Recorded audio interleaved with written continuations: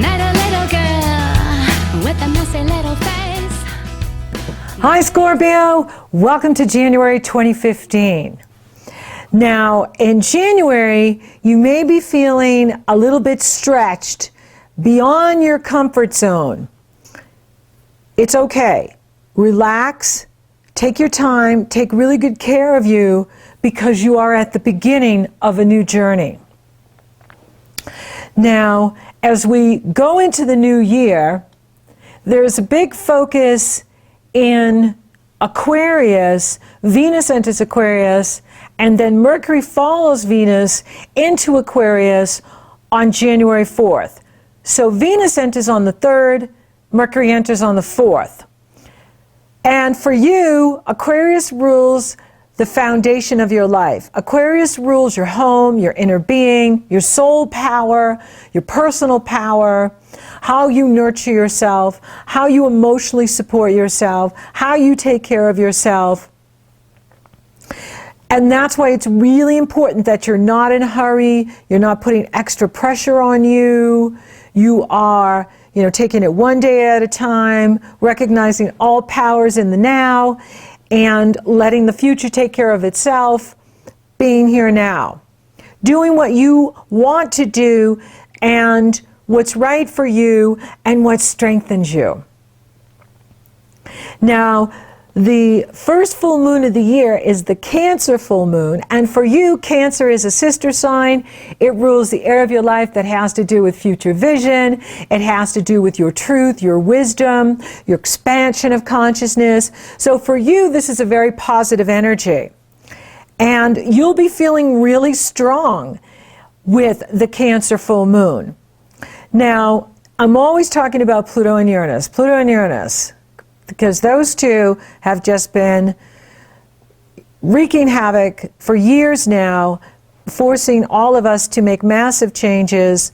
And at the full moon, they're being activated. So the Cancer full moon has the sun at 14 degrees, 31 minutes Capricorn, and the moon is at 14 degrees, 31 minutes Cancer. Pluto's at almost 14 degrees Capricorn. Now for you, Scorpio, it's not as intense because, well, Pluto is your ruling planet and it's in a sign that harmonizes with you. Capricorn sextiles you. So it is harmonizing with your planets. And Cancer trines you, harmonious energy flow. So these are softer angles for you. One's a 60-degree angle, the other is a 120-degree angle, and that is very harmonious for any planets that you have in Scorpio. Well, I'm laughing because the other signs, we're getting slammed by this, and you're not. You are getting, uplifted and inspired, and you could have some really amazing breakthroughs in your thinking, in your beliefs, in your insight, in your understanding, on your journey. So this is actually very supportive for you, this energy. And so the Cancer moon is a full moon, and it's T-squaring Uranus. Now Uranus is in Aries, and that's not even aspecting you. It's in conjuncts, which, it requires adjustments. So for some of you, you will need to make an adjustment in, say, your work, or your daily routine, or your lifestyle, or your health habits, or your work habits. However, I don't see it being, overwhelming. It's more, hey, I want to make this change so that I feel stronger. And that's always good, so if you're changing up your routines, it only improves things. And that's an opportunity, like I just started swimming again, and it's like my body is loving it. I'm like a fish in the water.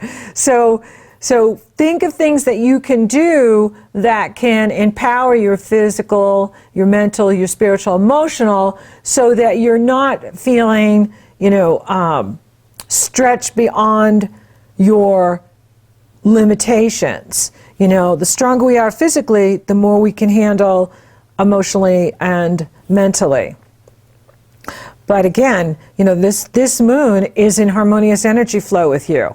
So while others may be, not doing so well with it, you are. It's in harmony with you. So this is a wonderful time too for you to connect to source, connect to your inner being, connect to your higher power, and use the insight that you get during this Cancer full moon to make your life better. And really look at your thinking, look at, okay, what's my attitude? What's my perception? How's that working for me? Do I need to make some changes here so that I'm taking better care of myself? Because if we place the bar so high and we can't reach it, then we can feel bad about ourselves. And you're not here to feel bad. You're here to feel good.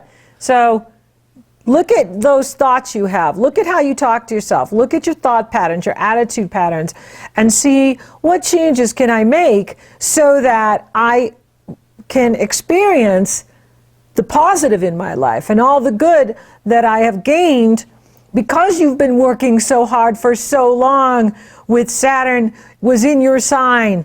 And, now you're on the other side of it. And so it's time for you to recognize all of the hard work you've done, recognize what you've accomplished, recognize, the breakthroughs that you've made, the striving and the strides that you've achieved in your life, in your personal growth. And, it's really something to acknowledge. Now, your traditional ruler, Mars, enters your sister sign on the 12th. This is a very good energy for you. Now, Mars is such an action warrior planet. Without Mars, we can't get anything done. When the action warrior planet enters such a feminine, spiritual sign, it's time to embrace the softer side of life. It's time to embrace your female side. We're all both. We're both male and female. And it's time to embrace the softer side, and it's reminding you to allow your feelings to guide you. Now, for you, this is a really positive energy because Pisces is another sister sign, and it's in harmonious energy flow with any planets you have in Scorpio, your sun, your ascendant. And so this is going to be a very positive time for you. Yet it is a nebulous time because Mars is going to merge with Neptune, and that's all about dreaming. It's about creativity. It's not about functionality or mundane tasks. That's Saturn.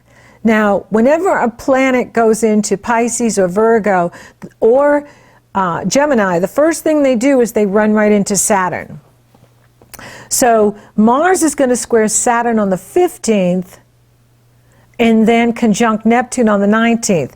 The first one is going to be about setting boundaries, perhaps with your children. Maybe there's financial expenditures there that you don't want or you don't feel is right, or a romantic lover is wanting money from you or time from you or energy from you, but it's really not appropriate, and Saturn is saying no, set the boundaries, let them pull their own weight, let them take responsibility for their own choices, and let them grow from it.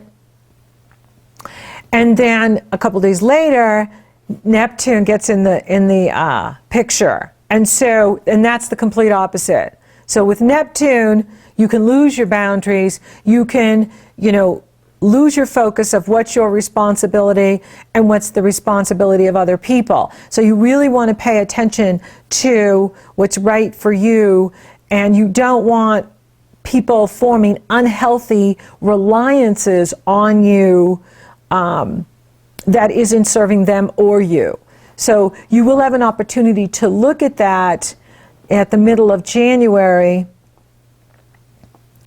However, Pisces is a very positive energy for you. So you are feeling supported, and this is a good energy for those of you looking for love, a romantic interest. This can open that up for you here by the middle of January and through February, especially as we move into Pisces, your sister sign, which rules the area of true love and romance. And Neptune is there, and now Mars is there.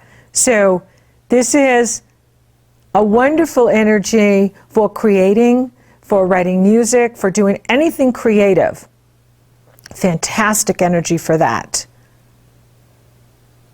Not so much for risk-taking because of the Neptune. I mean, maybe when Mars gets further ahead, but with the Neptune, it can cloud your vision, it can cloud your perception, and you want to take risks if they're calculated.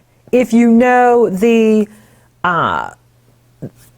all the facts and you know all of the outcome. With this energy, it's too nebulous, it's too diffusive, it's too delusionary. So it's wise to take a wait and see and not make any risks or investments that are risky around the 19th. Then the sun enters Aquarius on the 20th, and then right after the sun, the moon enters Aquarius on the 20th, and this is a wonderful new moon. There isn't any challenging aspects on it. The only aspect on it is Saturn, and Saturn is sextiling it, in harmony with it. So here's a lot of positive energy, uplifting energy for those of you looking to move or move in with your partner. Great energy for that. Looking to buy real estate, good energy for that. I would wait though, because the next day Mercury goes retrograde. So this is a supermoon, by the way. This is the first supermoon of the year. A supermoon is where the moon is closest to the earth and in direct alignment with the sun of the earth at the time of the moon, new moon. And so it's extra potent and powerful. It's a wonderful new start in your foundation. It's a wonderful new start in the area of your inner being and your soul power and where you live, your home, your family, your foundation. Wonderful, wonderful energy. And in harmony with Saturn in the area of your money. Anything you put the word my in front of, my money, my house, my car, my dog, my astrology, and it's in harmony with the sun and the moon, which is so awesome. So it's like Saturn is supporting you in any real estate investments you want to make or relationships. It's great. And then the kicker is the next day on the 21st, Mercury goes retrograde. Mercury will retrograde from the 21st of January through February 11th. Now, if you can, if you're looking at a property, if you're selling something, fine, let the buyer beware. But if you're buying something, I would wait till after February 12th to sign on the dotted line. Because when Mercury is retrograde, we never have all the facts. Even if you have a house inspector go through the property, you still don't have all the facts because Mercury is retrograde. And Mercury is retrograde in the area of real estate, and Mercury rules contracts, communication. So if you can wait till February 12th, then you will have a much clearer picture of what you're getting into and is it worth the investment. So timing is everything, and you want to be patient because it'll pay off after the 12th if you wait. And And I just think that's a good idea. So, and if you're thinking of moving, the same thing. You know, because when Mercury's retrograde, we all go subconscious. And we don't see as clearly. We don't, it's just not the time to be moving ahead. It's a great time to do research. So, research on property, research on where you want to live, research on neighborhoods, research on the areas that you're considering. Fantastic for that. Take action when he goes direct. And then you're in the driver's seat and you are so happy you waited, because good things come to those who wait. And that is like getting the best property at the best price and money in your pocket, money in the bank. And that's what you want to be doing. Absolutely. Then Venus enters Pisces on the 27th. And this is awesome because Pisces rules your creative self-expression, risk-taking, romance, love, true love, your children, being outgoing. And now you have Venus there. And, you know, for those of you looking for love, it's on. Absolutely. Now, the Sun will couple with Mercury on the 30th. Pay attention, okay, Scorpio? Because you could get a profound insight into any property you want to purchase, or where you want to move to, or something going on in the family that you didn't know, now you know. Secrets can be revealed during Mercury retrograde about, you know, someone in your family that you didn't know, and now you know. And pay attention as well at the Cancer full moon. You're getting a lot of insight on that one because it's in the area of your divine connection to Source, your direct connection to God, Creator. And it is your future vision. And so you're really increasing in vibration. You're coming up higher. You're raising your vibration. And that's another reason why you want to, you know, be gentle with you. Embrace that feminine side. Embrace that softer side. Because when you raise your vibration, it's harder on the body. And you want to be taking good care of yourself and doing what you need so that your physical body has what it needs. You know, it's so interesting how, like, we want more and more from our physical, yet, like my coach said to me, if you want more from your body, you have to give more to your body. That's why I started swimming, because it's a lot easier on the body and it's a really good workout. And so if you want more from yourself, you have to give more to yourself. It's not the other way around. So you don't, you know, drain yourself and exhaust yourself and then give to yourself. You want to give to yourself and strengthen yourself so that you can ask more of yourself.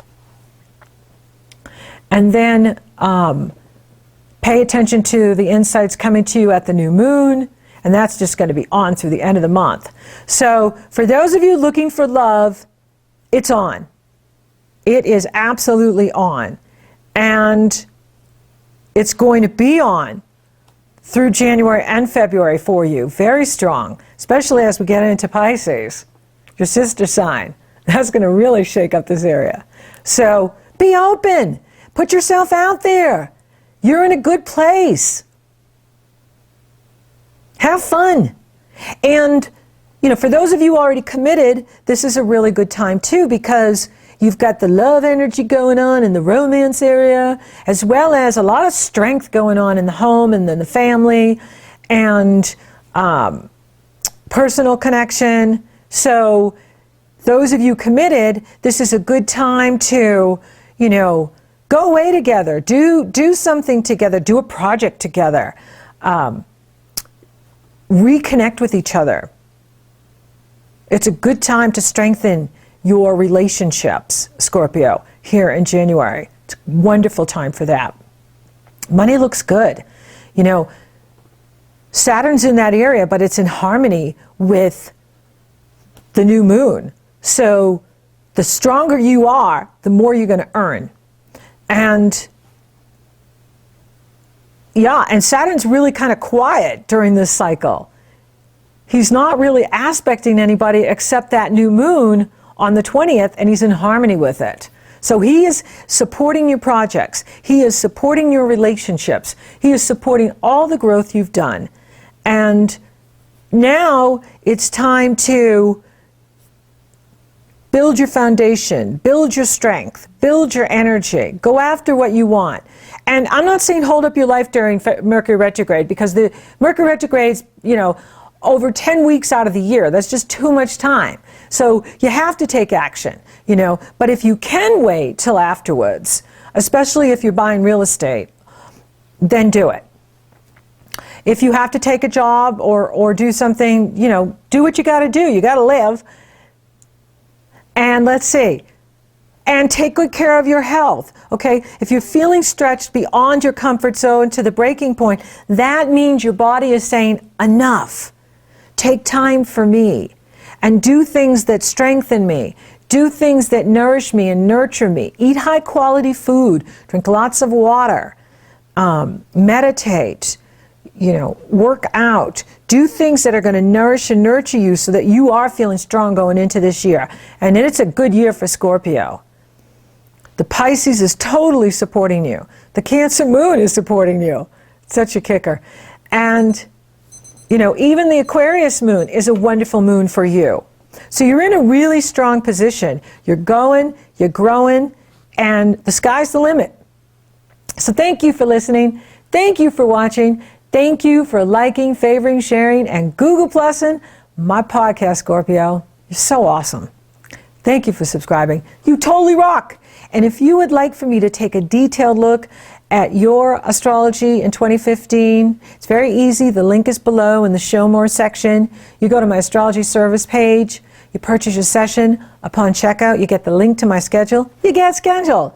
Or if you're interested in coaching, you want me to coach with you on some work issue or real estate or financial investment, it's very easy. You go to my coaching page, you purchase your session. Upon checkout, you get the link to my schedule. You get scheduled. And you're getting coached. So until next time, Scorpio, take your time and just take really good care of you. You're on the other side of it. You're on the way up. It being Saturn. Cares if the sky cares to fall in the sea? Who cares what banks fell at Yonkers? As long as you've got the kiss that conquers, why should I care? My life is one long jubilee, as long as I care for you and you care for me.